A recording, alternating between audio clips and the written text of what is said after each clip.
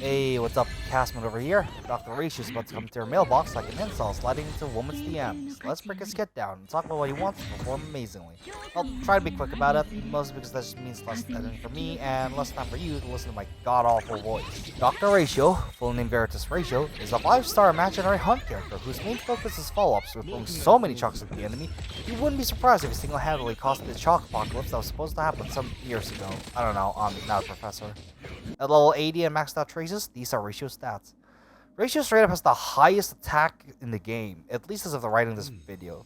This thus, however, comes with the price of his other stats. His HP is pretty low, his defense isn't the best, and his speed is rather average, if only slightly above average.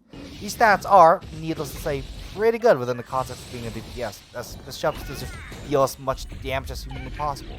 So even if his muscles can't take a hit, they can certainly dish out some serious pain back. Ratio's normal attack is a basic-ass normal. There's nothing special about it. Don't use it. So we're just going to jump straight to his skill, which is actually also rather basic.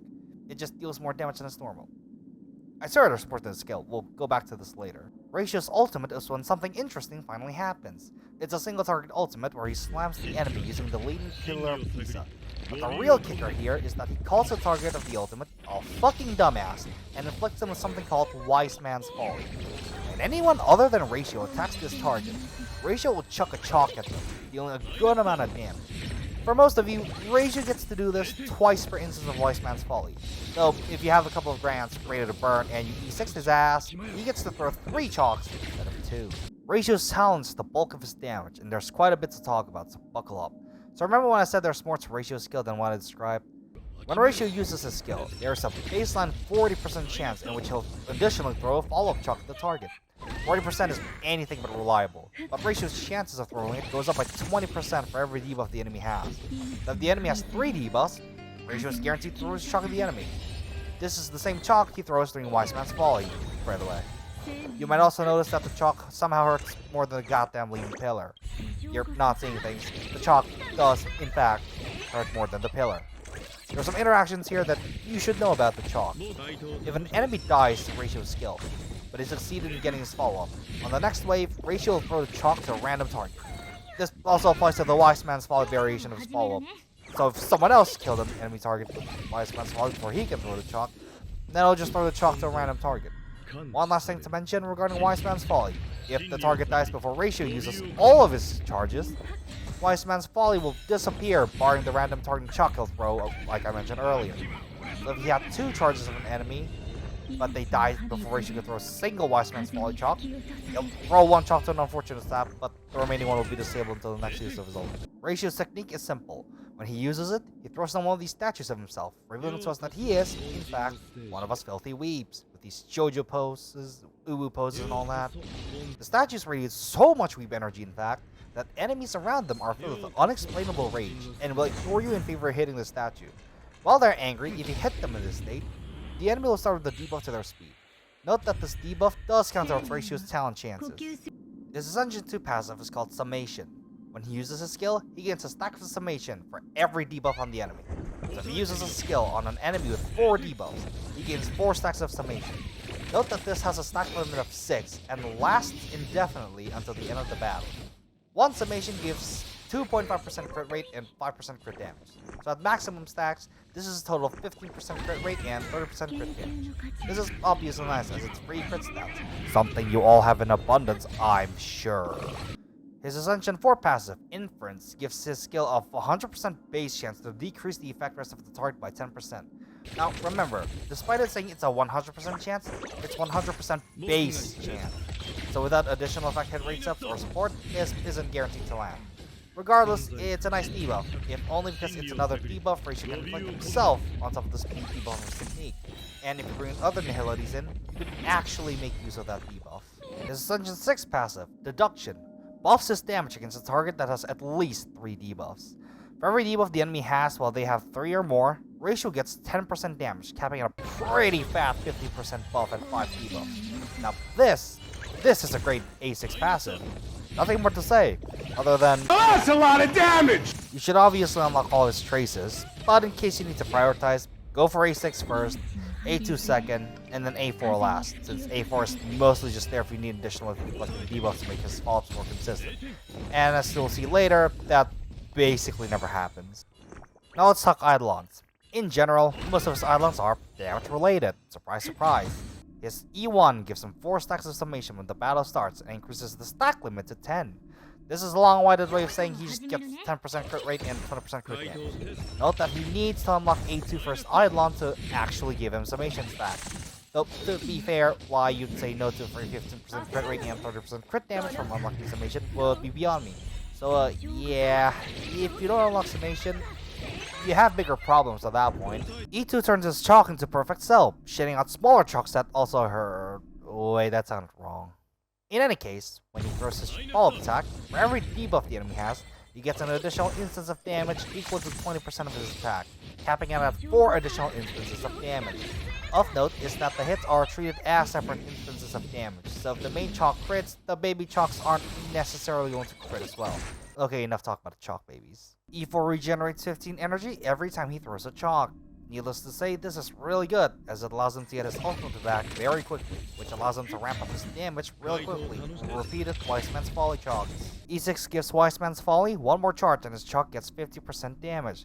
The Wise Man's Folly charge synergizes well with his E4, as more chalk thrown means more energy for Ratio to repeat the process all over again. A funny thing about his E6 though is that because of the 50% damage boost from both the E6 and Ascension 6 passive, at this point, it is not a stretch to say that an attack percent sphere might be better than imaginary percent.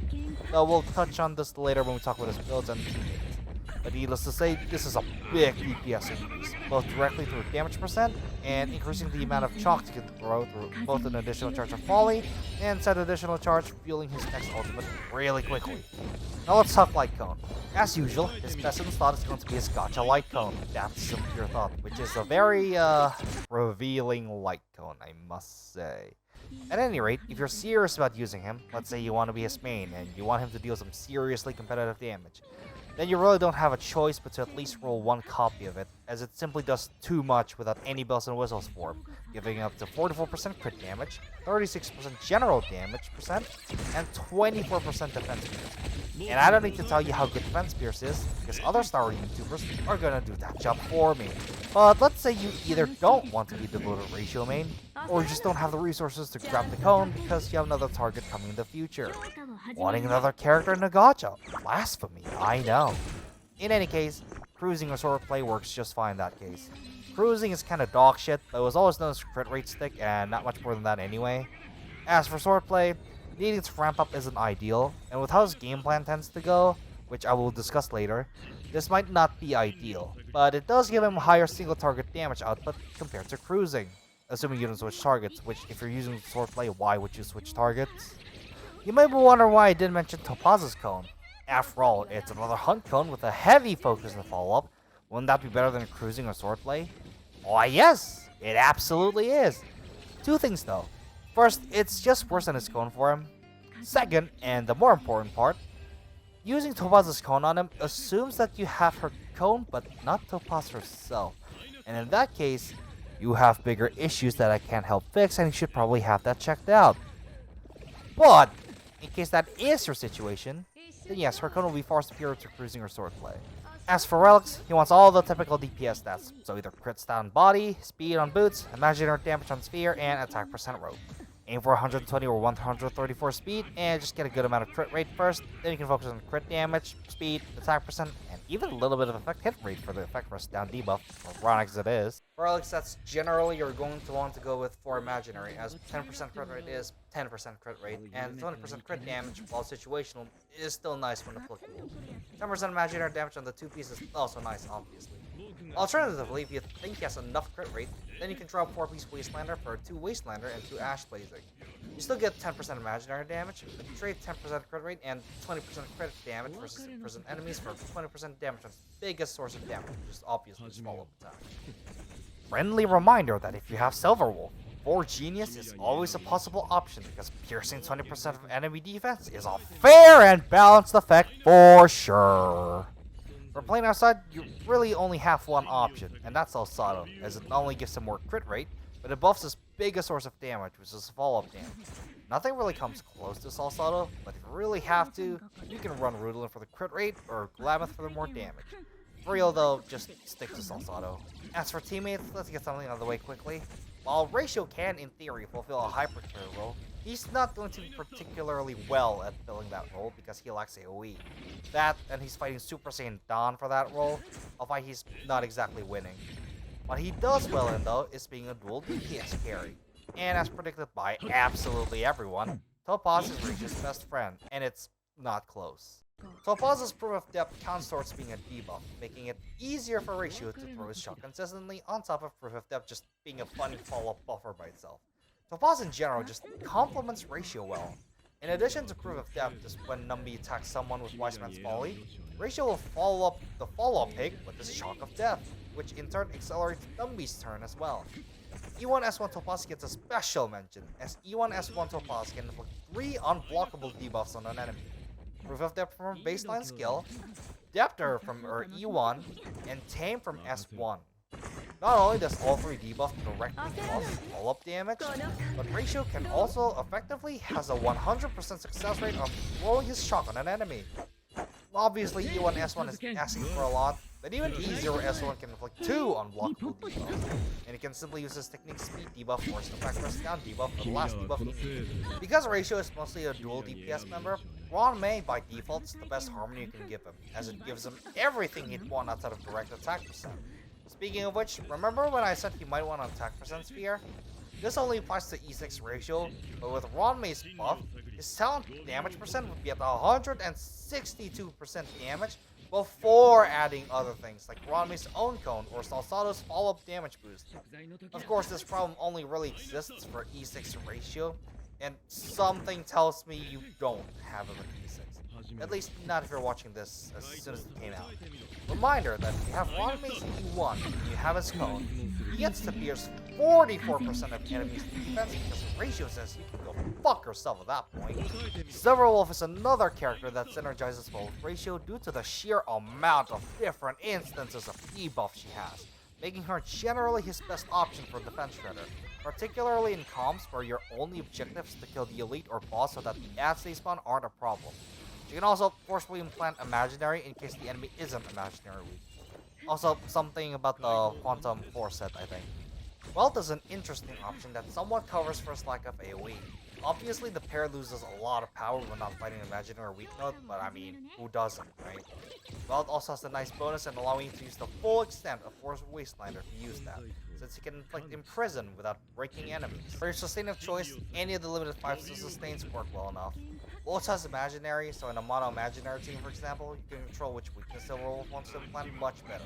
He's also fully SP positive for the most part, though he lacks any offensive buff for Ratio himself. Bushwan gives him crit rate and sustains him the best, and while she's slightly lesser than Lota, she's still technically SP positive. Woho is the worst at SP regenerating for him, but she does provide Ratio with valuable attack percent and energy regen, which works wonders since, you know, his ultimate is a little expensive.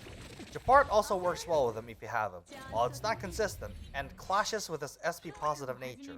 The freeze from his skill does count as a debuff, and at E2, not only does it get much more consistent, when the freeze ends, the enemy gets inflicted with a speed debuff as well. So that's E2, so, you know, maybe you'll get there eventually. If you're hell-bent on making him hyper carry, then the usual hyper carry buffers work as well. Pinion for a fat attack buff, damage percent buff, battery, and SP. And Brilliant for an even fatter damage percent, attack buff, crit damage buff, and an extra turn, because clearly giving an ally an extra turn in a turn-based game isn't broken. Here's some tips in using it. A point I like to emphasize here is that Ratio, more than any other DPS, really wants at least 70% crit rate. Preferably 70% plus before a stack of summation. While this applies to any traditional DPS, Ratio wants it even more than them because outside of Eidolons, every single one of his attacks comprises of single hitting attacks. This means that him missing crits hurts a lot more than most other DPSs. All you have to do to know how important crit rate is to single hitters like him is to ask a Sealmate and ask him how many times disappear among the sea of butterflies. Illusions of the past! is critting. You might think Wise Man's Folly is exclusively a boss kill. Wrong! While yes, it can absolutely be used as a boss killing tool, more often than not, how you'll use it is you inflict Wise Man's Folly on an elite Infinity so something's denting them while you beat up the other elite enemy. For this reason, Ratio excels not only in single target, but also dual target, as Wise Man's Folly can somewhat make up for his lack of AoE. In summary, Dr. Ratio is a strong dual-core DPS whose main idea of damage is yeeting a chunk so hard it hurts more than a pillar falling down on you. He can be a hyper carry, but unless you want him to degrade you and call you an idiot sandwich, which I'm sure some of you would love that anyway, I suggest you keep him in dual DPS comp, preferably with Topaz for maximum emotional damage. If you enjoyed this video, be sure to leave a like, comment, and subscribe. And if you really enjoyed this video and want to support me, you can either join my channel's membership or Patreon, the latter of which is linked in my description below. Thanks for your time, Casmet, peacing out. Bye!